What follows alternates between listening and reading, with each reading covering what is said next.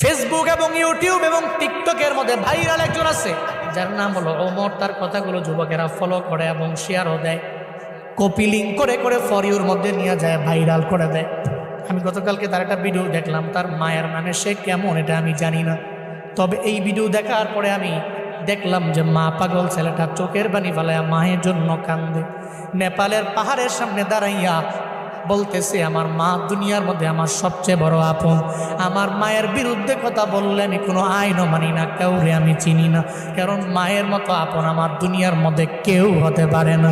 সে বলতে লাগলো, যখন আমার বাবা নাই, আমার মা ছাড়াই পৃথিবীতে আমার আপন যখন কেউ নাই, আমার মায়ের গার্মেন্টসে চাকরি করে করে করে করে কোনো রকম জিন্দেগি চালাইয়া আমারে ফালাইয়া যায় নাই, বরং পরিশ্রম করে করে আমার মা স্কুলের মধ্যে আমারে পড়াইল।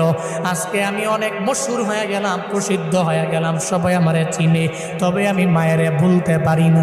নেপালের পাহাড়ের সামনে দাঁড়াইয়া বলতে লাগলো, মা জীবনে কোনোদিন আপনারে আই লাভ ইউ মা বলা হয় নাই, আমি আপনারে ভালোবাসি, আমি আপনারে পছন্দ করি, এটা বলা হয় নাই। ওমর নামক ওই ছেলেটা বলতে লাগলো, এরপরে আমার আপন আমার নানি, যদি জীবনে কোনোদিন একটা হেরিয়ার গাড়ি আমি কিনতে পারি, আমার মায়েরে ওঠামো, আমার নানিরে ওঠামো। যুবকেরা তোমরা